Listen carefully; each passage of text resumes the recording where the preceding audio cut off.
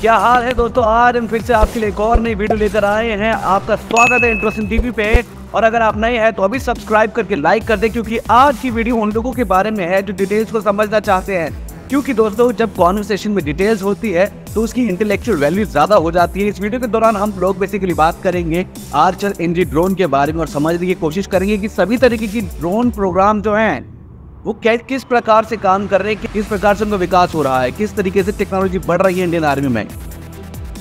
पहले दोस्तों Archer NG को लेकर जो कॉन्वर्सेशन शुरू हो गया उसके बारे में बताते हैं। ये सिंगल इंजन का प्रयोग करेगा और ट्विन बूम कॉन्फ़िगरेशन होगी। इंपॉर्टेंट परफॉर्मेंस पैरामीटर्स की बात करें तो तपस की तरह ही ये भी 28,000 फीट के ऑल्टीट्यूड पर उड़ने में सक्षम होगा और इसकी इंड्योरेंस 18 घंटे के आसपास की होगी। ये एक वेपनाइज्ड ड्रोन होगा और ये नाग मार्क मिसाइल सिस्टम को कैरी करेगा। स्पेसिफिकली इसी ड्रोन के लिए बनाई जा रही है नाग मार्क 2।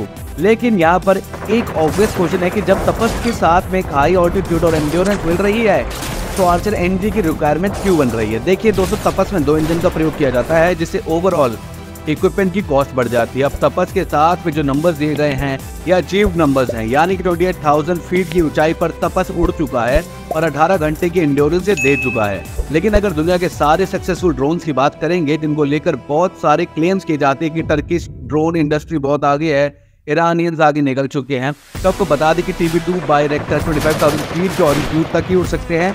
अगर MQ-1 प्रेडेटर की बात करें तो उसकी भी मैक्सिमम ऑल्टीट्यूड 20,000 फीट की है। ईरान का मुहाजिर 18,000 फीट की ऑल्टीट्यूड पर ही उड़ सकता है और ये सभी के सभी ड्रोन अपने देशों के लिए काफ़ी इंपॉर्टेंट रहे हैं, मोस्ट लाइकली क्योंकि उनके पास में दूसरे ऑप्शन नहीं थे और इसी वजह से वहाँ पर इंडस्ट्री को सपोर्ट किया गया था।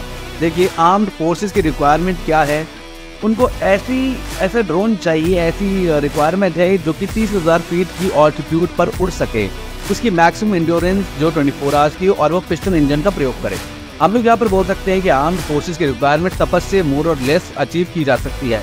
लेकिन फिर वो डिसीजन आता है आर्म्ड फोर्सेस के ऊपर, अल्टीमेटली उनको लड़ना है और उनके ऊपर कोई प्लेटफॉर्म थोपा नहीं जा सकता। अभी तक हम लोगों ने जितने भी ड्रोन्स के नाम लिए हैं उनमें से कोई भी ड्रोन 30,000 फीट की ऑल्टीट्यूड पर नहीं उड़ सकता है। हालांकि इजराइल की तरफ से क्लेम किया जाता है कि हेरन ड्रोन्स केवल 30 नहीं 35,000 फीट की ऑल्टीट्यूड तक उड़ने में सक्षम हैं। हालांकि इसमें यूज होने वाले रोप्स 916 IS इंजन की मैक्सिमम ऑपरेटिंग ऑल्टीट्यूड 23,000 फीट की है। अभी आप अपनी स्क्रीन पर देख रहे हैं कि क्या स्पेक्सीट उन्होंने लॉन्च की है। ऑफिशियल रोटेक्स का डेटा हम दिखा रहे हैं।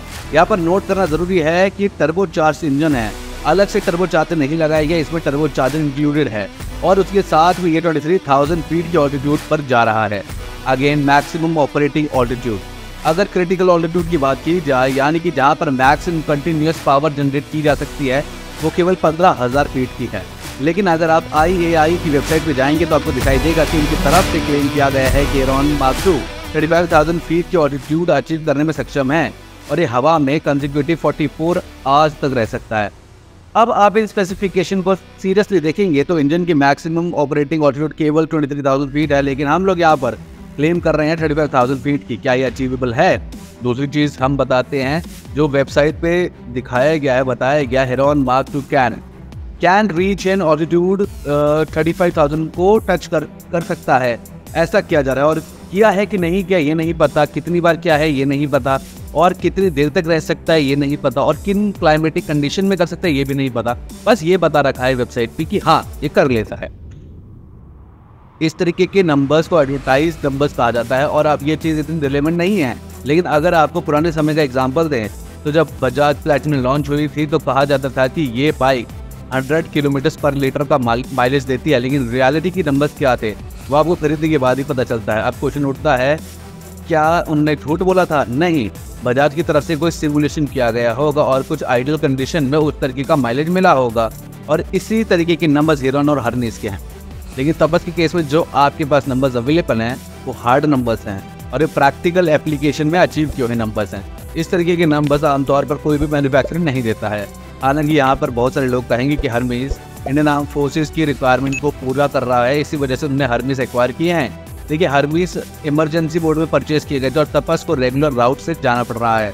देखिए प्रॉब्लम यहाँ पर इंडियन आर्म फोर्सेस के साथ में नहीं है, बस इशू इतना है कि एक पॉइंट ऑफ टाइम पर जो रोस्टम प्लान किया गया था उसको तपस के साथ में मर्ज किया गया था और अगर आप पुरानी लिटरेचर उठाकर देखेंगे तो आपको समझ में आएगा कि रुस्तम एज हाई ऑल्टीट्यूड के लिए प्लान किया गया था।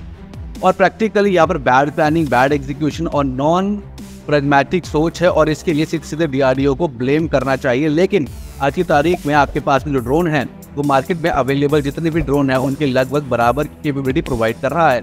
कहीं ना कहीं यहाँ पे इंड्योरेंस में ही नीचे जा रहा है, लेकिन क्या 18 घंटे की इंड्योरेंस के साथ में आप कोई प्रैक्टिकल मिशन नहीं कर सकते हैं?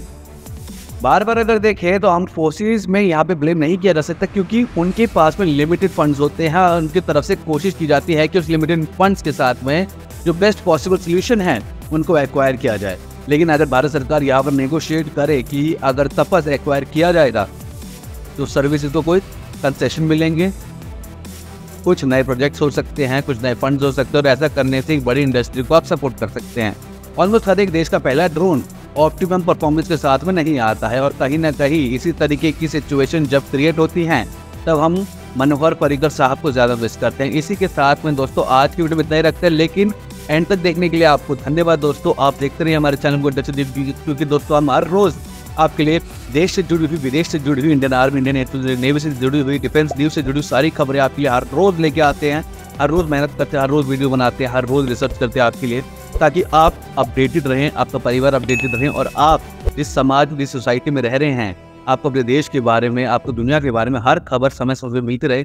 इसलिए दोस्तों आप भी हमें सपोर्ट कीजिए, इस वीडियो को ज़्यादा से ज़्यादा शेयर कीजिए व्हाट्सएप ग्रुप्स के ऊपर, अपने परिवार वालों के साथ, दोस्तों के साथ, उन हर लोगों को जिनको डिफेंस के बारे में जानना अच्छा लगता है और साथ में जिनको जानना चाहिए भी कि वो अपडेट रहें। और साथ में दोस्तों सब लोग सेफ रहिए। अगर आप भी भारतीय सेना से और हमारे देश के सैनिकों से प्रेम करते, भारत माता से प्रेम करते दोस्तों, लाइक कीजिए, सब्सक्राइब कीजिए, बेल आइकन दबाना मत भूलना दोस्तों, साथ में कमेंट कीजिए। जय हिंद, जय भारत माता दोस्तों। हम फिर से मिलेंगे एक और नई वीडियो में, तब तक के लिए धन्यवाद। जय हिंद।